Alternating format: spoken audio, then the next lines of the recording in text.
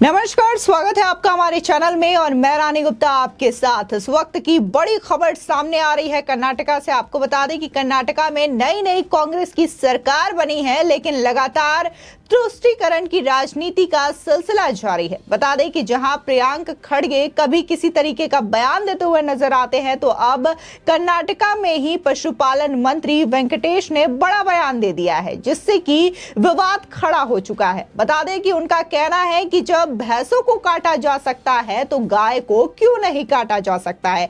आपको बता दें, दरअसल कर्नाटका में गाय और पशुओं को लेकर के एक कानून बनाया गया था बीजेपी सरकार के दौरान 2021 में। इस अधिनियम के तहत जिस तरीके से पशु हत्या की जाती है, गौ हत्या की जाती है, इस पर अंकुश लगाने के लिए यह कानून बनाया गया था। लेकिन अब जैसे ही कर्नाटका में सत्ता परिवर्तन हो चुका है, कांग्रेस का शासन आ चुका है, यहां पर कर्नाटका में जो कांग्रेस के मंत्री हैं वेंकटेश, उनका कहना है कि अगर उन्हें इस नियम में लगता है कि बदलाव करना चाहिए तो वो जरूर बदलाव करेंगे, क्योंकि उनका मानना है कि तमाम लोगों को इससे परेशानियां होती हैं। आपको बता दें कि संविधान के आर्टिकल 48 में गौ हत्या को लेकर के और पशु संरक्षण को लेकर के कई सारे अधिनियम बनाए गए हैं, और इसी के तहत देश भर में कई ऐसे राज्य हैं जहां पर खासकर गौ हत्या को लेकर के कड़े कानून बनाए गए हैं, जिसमें अगर किसी व्यक्ति के द्वारा गौ हत्या की जाती है तो उसको लेकर के सख्ती बरती जाती है और कानूनी प्रक्रिया भी की जाती है। आपको बता दें कि इस बीच कर्नाटका के पशुपालन मंत्री के वेंकटेश ने शनिवार को कहा है कि जब भैंसों को काटा जा सकता है तो गाय को क्यों नहीं काटा जा सकता।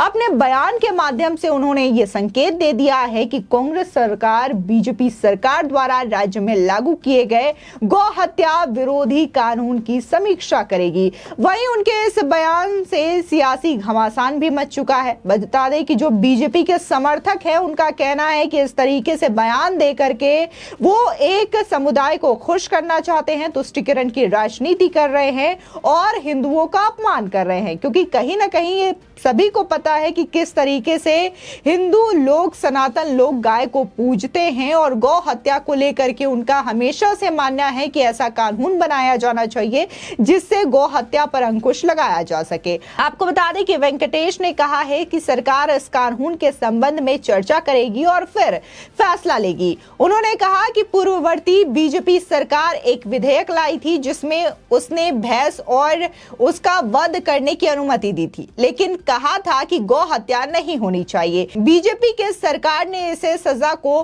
कड़ा भी कर दिया था। बता दें कि कर्नाटका के पशुपालन मंत्री ने कहा कि जब भैंस और भैंसा का वध किया जा सकता है तो गायों को क्यों नहीं मारा जा सकता। यह सवाल स्वाभाविक रूप से उठता है। हम चर्चा करेंगे और इसका फैसला भी लेंगे, और इसी सिलसिले में अब तक कोई चर्चा नहीं हुई है। बता दें कि वेंकटेश ने कहा कि बूढ़ी गायों की देखभाल करने और उनकी मौत होने पर उन्हें दफनाने में किसानों को भारी परेशानियों का सामना करना पड़ता है। उन्होंने अपना उदाहरण देते हुए कहा कि हाल ही में उनके फार्म हाउस में एक गाय की मौत हो गई और उस मृत गाय को दफनाने के लिए उन्हें जेसीबी की मदद लेनी पड़ी थी। दरअसल बीजेपी सरकार ने कर्नाटका पशु वध रोकथाम एवं संरक्षण अधिनियम को 2021 में लागू किया था। यह अधिनियम राज्य में पशुओं के वध पर प्रतिबंध लगाता है। केवल बीमार मवेशियों और 13 साल से अधिक उम्र के भैंसों के वध की ही अनुमति दी गई है। इस कानून का कांग्रेस ने जमकर विरोध किया था जब बीजेपी गवर्नमेंट के द्वारा 2021 में इसे कर्नाटका में लागू किया गया था। आपको बता दें कि इससे पहले 25 मई 2023 को कांग्रेस अध्यक्ष मल्लिकार्जुन खड़गे के बेटे और कर्नाटका सरकार में राज्य मंत्री प्रियांक खड़गे ने कहा था कि राज्य में हिजाब पर प्रतिबंध, गोवध प्रतिबंध और धर्मांतरण कानून सहित अन्य मामलों पर गंभीरता से विचार किया जाएगा। इसी के साथ ही कर्नाटका के सिद्धारमैया सरकार में राज्य मंत्री प्रियांक खड़गे ने कहा था कि हम अपने रुख को लेकर बहुत स्पष्ट हैं। हम ऐसी किसी भी कार्यकारी आदेश की समीक्षा करेंगे, हम किसी भी विधेयक की समीक्षा करेंगे जो कि कर्नाटका की आर्थिक नीतियों के प्रतिकूल है, जो राज्य की खराब छवि प्रस्तुत करता हो। साथ ही उन्होंने ये भी कहा था कि कोई भी विधेयक जो आर्थिक गतिविधियों के लिए उपयोग नहीं किया जाता है, कोई भी विधेयक जो रोजगार पैदा नहीं करता है, कोई भी विधेयक जो किसी व्यक्ति के अधिकारों का उल्लंघन करता है और कोई भी विधेयक जो असंवैधानिक है उसकी समीक्षा की जाएगी और यदि आवश्यक हुआ तो उसे रद्द किया जाएगा। बता दें कि जिस तरीके से प्रियंक खड़गे ने यह बयान दिया था उससे जाहिर तौर पर यह स्पष्ट होता है कि कैसे कर्नाटका में तमाम चीजें देखी गई है, चाहे फिर वो हिजाब का मुद्दा हो, गौ हत्या का मुद्दा हो, ये तमाम चीजें बीजेपी सरकार में लगातार हुई है।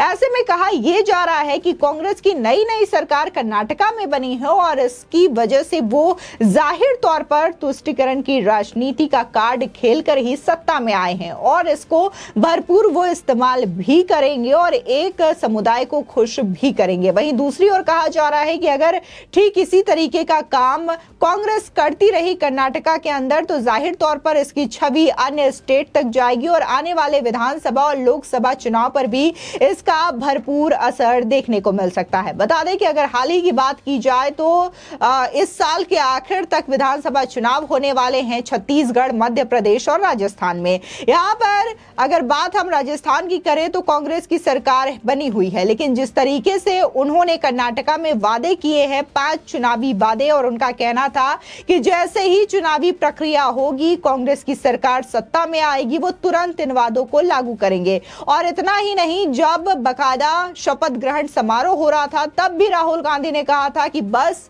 अब शपथ ले ली गई है, अगले 2 घंटे में कैबिनेट की मीटिंग होगी और आपकी तमाम जो वादे किए गए हैं 5 चुनावी वादे उन्हें पूरे किए जाएंगे। लेकिन अभी तक ये वादे पूरे किए नहीं गए हैं और इसी के साथ ही नए नए टर्म्स एंड कंडीशंस इसमें जोड़े जा रहे हैं। वहीं इस बीच बीजेपी समर्थकों ने कांग्रेस के मंत्री द्वारा दिए गए इस बयान की निंदा भी की है। उन्होंने गौ हत्या पर कानून वापस लेने पर परिणाम भुगतने की चेतावनी तक दे डाली है। पिछली भाजपा सरकार ने गौ हत्या पर प्रतिबंध लगाने और अपराधियों के लिए कड़ी सजा का प्रावधान करने वाला विधेयक पारित किया था। यदि ये विधेयक वापस लिया जाता है तो कर्नाटका में पूर्ववर्ती बीजेपी सरकार द्वारा लाया गया गोवध कानून भी समाप्त हो जाएगा। इसके बाद गायों की हत्या अपराध नहीं रह जाएगी। बीजेपी ने मंत्री के द्वारा दिए गए इस बयान पर आरोप लगाया है कि उन्होंने हिंदुओं का अपमान किया है।